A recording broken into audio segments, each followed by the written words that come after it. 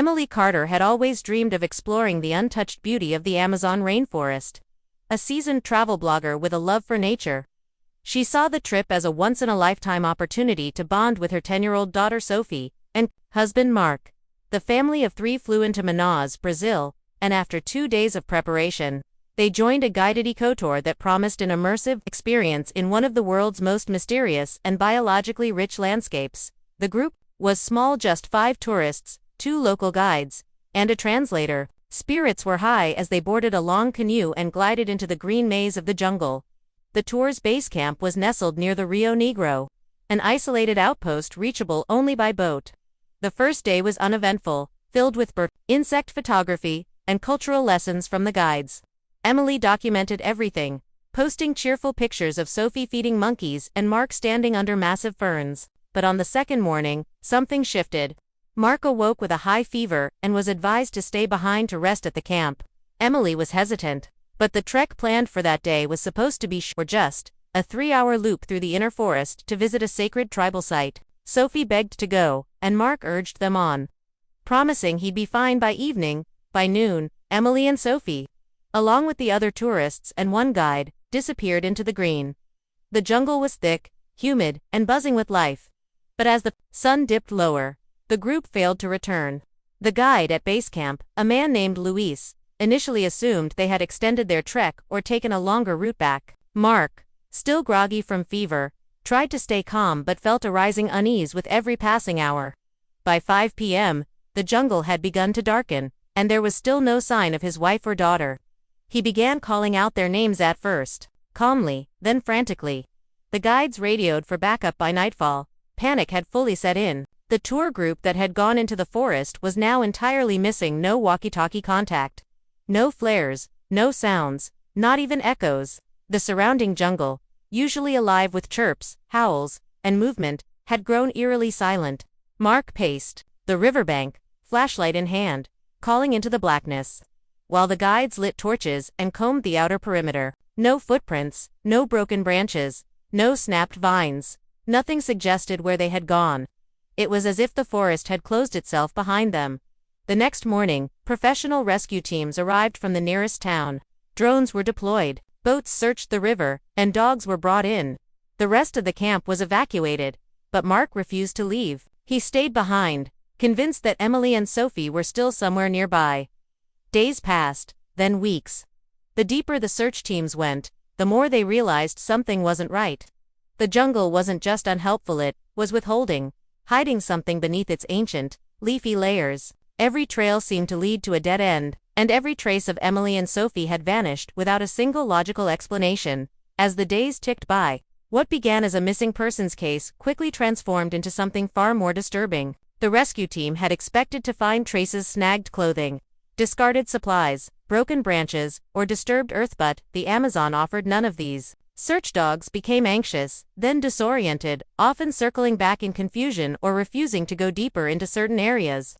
Local trackers, highly skilled in navigating the forest's dense undergrowth, reported something even stranger. The jungle was too clean? There were no indicators of a struggle, no dropped belongings, not even crushed leaves. It was as if Emily, Sophie, and the others had simply stepped into the trees and vanished into nothing. Mark refused to accept this. He insisted on joining every expedition, even when officials advised him to rest or return home. He didn't sleep. He barely ate. Every sound in the forest set his nerves on edge: the distant calls of howler monkeys, the sudden flutter of unseen birds, the shifting shadows of giant leaves in the wind. The jungle, once beautiful and majestic, now felt watchful. He often felt as if he were being observed. Once, while alone near a dense thicket, he thought he heard Sophie's laugh echoing faintly. But when he rushed toward it, the sound melted into the wind. Rumors began circulating among the local villagers. The nearby Yanomami elders warned the search teams that the area where the group disappeared had long been considered cursed. They spoke of forest spirits, entities that could mimic voices, lure travelers off path, and erase footprints behind them, while the authorities dismissed the stories as superstition. The unnerving lack of physical evidence made even the skeptics begin to wonder. The more people searched, the more elusive the trail became. It was as if the forest itself was deliberately hiding the truth. Then came the reports of malfunctioning equipment. GPS devices would randomly lose signal, compasses spun uselessly, and radios picked up static laced with garbled whispers. One drone operator claimed that during a flyover, his feed briefly showed what looked like a figure walking alone, deep within the jungle canopy. But when he reviewed the footage later, the figure was gone. Another search member, a Brazilian Army Ranger, left the team abruptly after claiming he saw a child with long black hair watching him from behind a tree, only to vanish the moment he approached. Everyone began to feel that this was not a normal disappearance. By the second week, most of the official search efforts began scaling down. Media attention died off. Authorities labeled it a probable natural loss due to getting lost and falling prey to jungle hazards, snakes, predators, starvation, but Mark refused to believe it. He knew Emily, and more than that, he knew his daughter. Sophie had grown up learning survival tips from him. She would have left signs. She would have screamed. Something was deeply wrong here, something no one could explain, and the deeper Mark looked, the more he began to believe that the forest wasn't just hiding Emily and Sophie, it had taken them by the third week of searching alone. Mark had developed a rigid routine: wake at dawn, scan the edges of the forest with his binoculars, then hike deeper along a different path each day with his journal, a machete, and a photo of Emily and Sophie. The local authorities had long since pulled out, but a few sympathetic guides still assisted him, more out of pity than belief. On the 22nd day, Mark stumbled upon something: a single red ribbon tied neatly around a tree branch at least 12 feet off the ground. It was Sophie's favorite hairband, unmistakable, a polka-dotted accessory she wore every day of the trip. But the question was, how did it get so high? No one could explain it. The tree itself had no low-hanging branches to climb, and there were no signs of recent climbing, no bark scraped, no vines pulled. It looked like it had been placed there intentionally. But by who? Sophie certainly couldn't reach that height. Mark stood under the branch for hours, his eyes scanning the treetops, hoping for movement. He later marked the tree with paint, and returned several times in the following days, but the jungle always seemed slightly different each time, as if it were subtly shifting around him. Landmarks faded. Familiar paths grew unfamiliar. He began tying ribbons of his own along the trees, hoping to trace his steps back. Only 3 days after finding the hairband, Mark made another discovery, one that truly began to unnerve the guides. Helping him, etched into the bark of a tree near a dried-out stream, was a crude drawing clearly carved by a child's hand. It depicted a little stick figure girl with large hollow eyes, surrounded by jagged lines that resembled hands or claws. Above the figure were 2 simple letters scratched into the bark: M and S. Mark immediately recognized it as Sophie's style of drawing. She often signed her doodles with her own initials. But the figure looked terrified, and the shapes surrounding it weren't animals. They looked wrong. That night, Mark couldn't sleep. He lay in his hammock, listening to the unnatural stillness of the forest. He kept replaying the image in his mind: Sophie carving that into a tree, terrified, hiding from something. The guides began to grow nervous. They whispered about how the jungle was playing tricks, about how travelers sometimes left marks before vanishing completely. One of them, a man named Diego, quietly quit the next morning, refusing to return to that stretch of forest. Mark pressed on alone, now certain that Sophie and Emily had left signs, perhaps knowing no one else would be able to read them except him. The days that followed became increasingly disorienting. More strange symbols appeared, some drawn in mud, others scratched into leaves. One morning, Mark returned to the same tree where Sophie's drawing had been, only to find it was completely blank. No carvings, no initials. As if the bark had healed or someone had wiped it clean. He panicked, flipping through the photos he had taken, but the image on his camera was distorted, as though something had blurred it mid. He stared into the jungle and realized, for the first time, that it wasn't just hiding his family, it was watching his every move. And maybe, it was starting to respond. It was the 24th day when Mark encountered something that shook him to his core more deeply than any symbol, sound, or whisper. He had returned to a place he'd passed many times before, a wide clearing surrounded by low shrubs and a single large ceiba tree. This spot had been meticulously searched earlier, and Mark had even marked it with a pile of small river stones arranged in a triangle. But this time, something was different. Resting at the base of the tree, as if someone had just gently placed it there, was a gray hiking backpack Millie's. It was upright, zippered, and looked remarkably clean, with not a single scratch or water stain. Mark's heart raced. His first instinct was to believe she had returned, maybe she'd escaped, maybe she was close by. But as he approached the bag, dread set in. The jungle was silent. Too silent. No birds. No insects. Just the crunch of his boots. He knelt down, slowly, unzipped the backpack, and immediately recognized the contents. Emily's compact mirror. Her rain jacket, 2 granola bars she had packed at the hotel, and most disturbingly her field journal, the one she always carried with her on their trips. He flipped through the damp but legible pages, scanning her familiar handwriting. The last entry, dated June 13th, was hastily scrawled and smeared in places. It read, "Something is watching us. I don't think it's an animal." That line hit Mark like a punch. The date of the entry matched the day they disappeared. How could the journal now be resting, pristine, in a location already scoured dozens of times by search teams? The jungle didn't just drop backpacks from the sky. Something wanted him to find it. But why now? Why here? And why was it so clean, untouched by the brutal humidity and rainstorms that had passed over the last 3 weeks? He looked around, half expecting to see Emily step out from the shadows.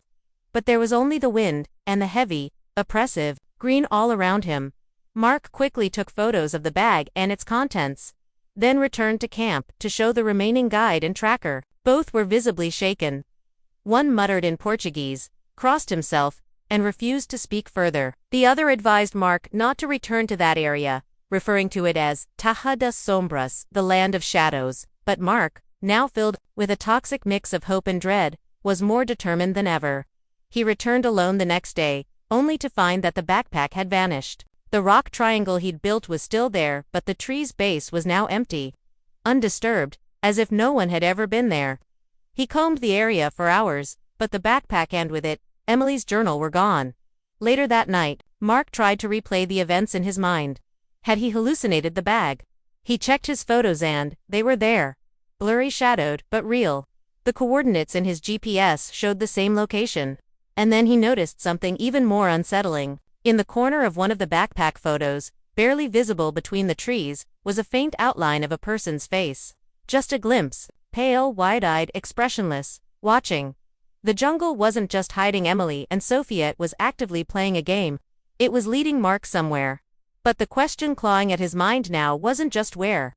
It was why. After the backpack incident, something in the jungle changed. Mark could feel it. The air grew heavier, more humid, and the nights no longer brought rest. He began waking in cold sweats, convinced someone or something was standing just outside his tent. On the 26th night, the silence was broken by something that made his blood run cold. A voice, soft and unmistakably familiar, drifting through the darkness. It wasn't a scream or a cry for help. It was Sophie's voice, gently calling, "Daddy, Daddy, where are you?" The voice didn't echo like a normal sound. It sounded as if it was being whispered directly into his ear, though no one was there. Mark jumped from his tent barefoot, flashlight shaking in his hand, and ran into the trees, calling her name. "Sophie, Emily." He yelled into the blackness, but the voice didn't respond. The forest swallowed his cries. He stood there, surrounded by towering vines and dripping moss, barely able to breathe. He remained frozen for several minutes, listening. Then, just before turning back, he heard it again, but this time, closer. "I'm here, Daddy," the voice whispered, but behind him. He spun around, light darting through the trees, but nothing moved. No footprints. No rustling leaves. No sign of life. The next morning, Mark found a set of small handprints in the mud by the riverbank, not far from where he thought he'd heard Sophie. They were perfectly formed 5 fingers, small, child-sized and fresh, made within hours. But what chilled him was the fact that there were no adult prints nearby. No trail leading to or away from them, just 2 lonely handprints pressed into the earth, facing toward the trees. It was as if Sophie had been kneeling there, waiting. Or watching. Mark dropped to his knees beside them, overcome with emotion, but also with dread. If she had been here, who had been with her? And why had she vanished again so cleanly? Still clinging to the hope that they were alive and nearby, Mark set up a wildlife camera by the site that night, pointing it toward the direction of the prints. He left a scarf that had belonged to Emily tied to a branch, hoping it might draw something back. He barely slept. The jungle pulsed with sounds, howls, cracks, far-off calls and again, faint whispers. In the morning, he rushed to check the camera footage. Most of it showed nothing, just trees swaying and insects crawling. But at 3:27 a.m., a single frame sent shivers through him. It captured a pale, human-shaped figure standing partially behind a tree. The face was slightly turned, eyes wide, skin ghostly white and no pupils. Mark dropped the camera. His hands shook as he replayed the frame over and over, trying to convince himself it was a trick of the light or a smear on the lens, but deep down, he knew. This was no animal. This was no rescue. Something was walking through the forest at night. Something that knew his daughter's voice. Something that wanted him to follow. The locals had warned him about the mimics, about voices that lured people deeper until they were never seen again. But Mark wasn't ready to believe it. Not yet. He still believed Sophie and Emily were out there somewhere, but now, a much darker question began to creep into his thoughts. If that voice wasn't Sophie's, then what was it? After nearly a month in the jungle, Mark's appearance had changed drastically, his face sunburned and hollow, eyes sunken with sleeplessness, clothes torn and stained with mud and sweat. Locals who saw him described him as haunted. He spent every waking moment walking in circles, retracing trails, speaking to trees, and marking signs in the dirt. Word of his obsessive search began to spread beyond the local rescue teams, and reached the nearby Tucano tribe, who rarely interacted with outsiders.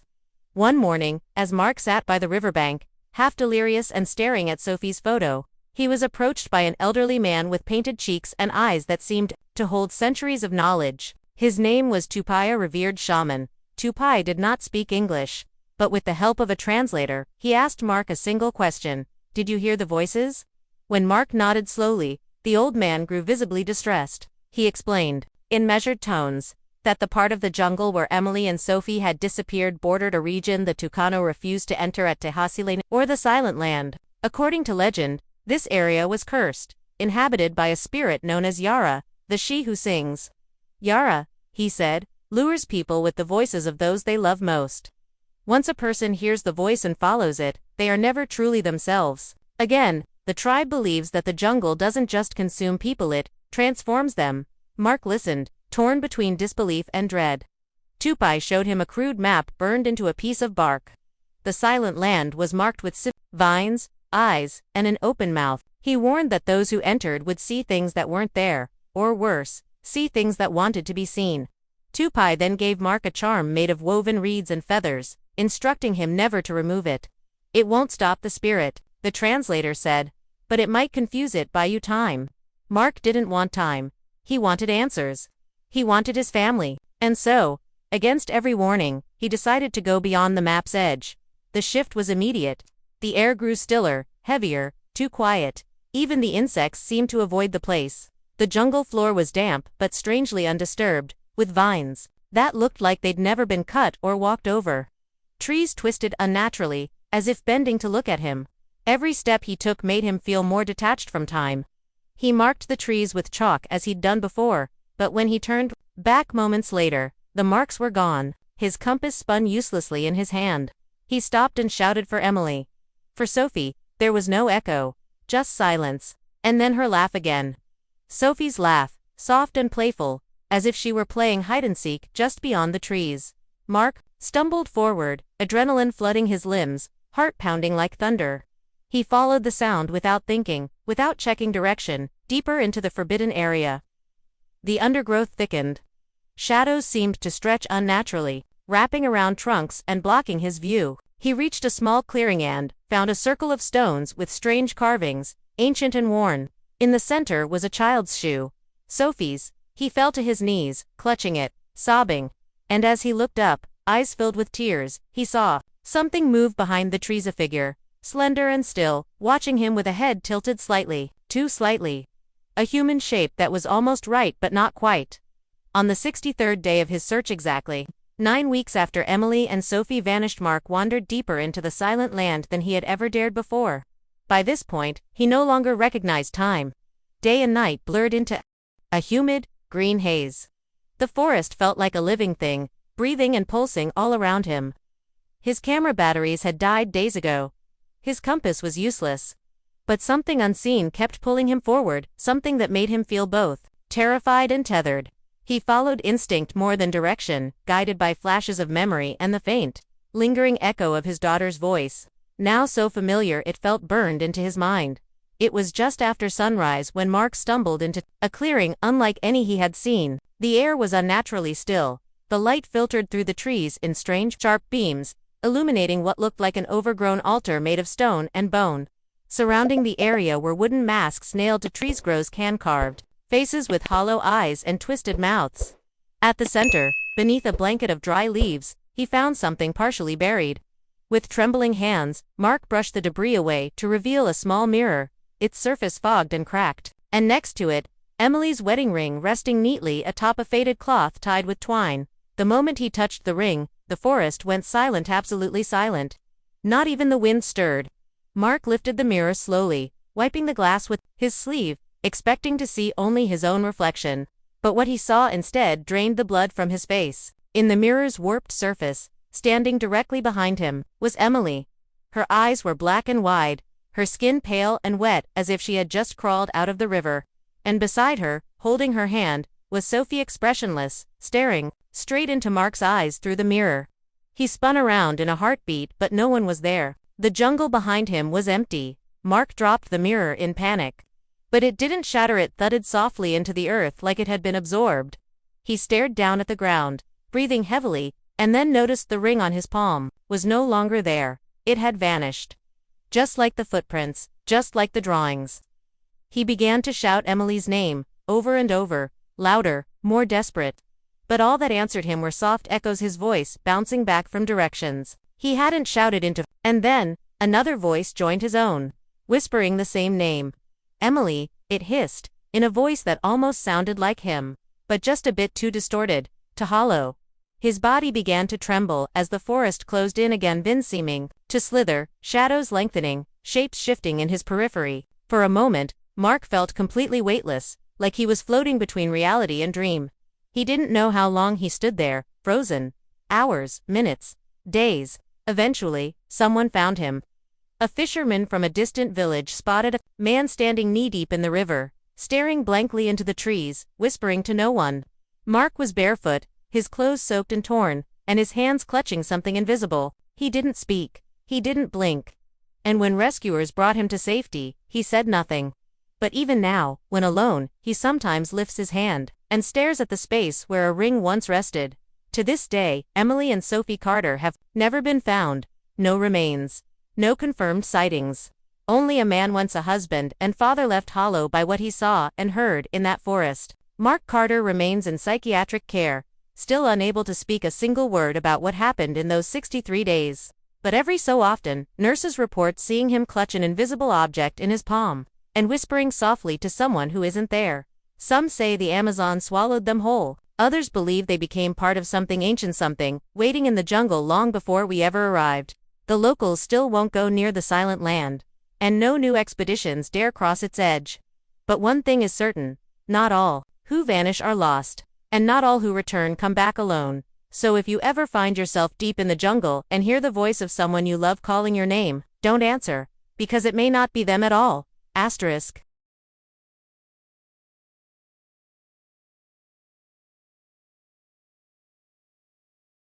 If you liked this video, don't forget to hit that like button, share it with your friends, and drop your thoughts in the comments below. Most importantly, subscribe and hit the bell icon so the next secret finds you first.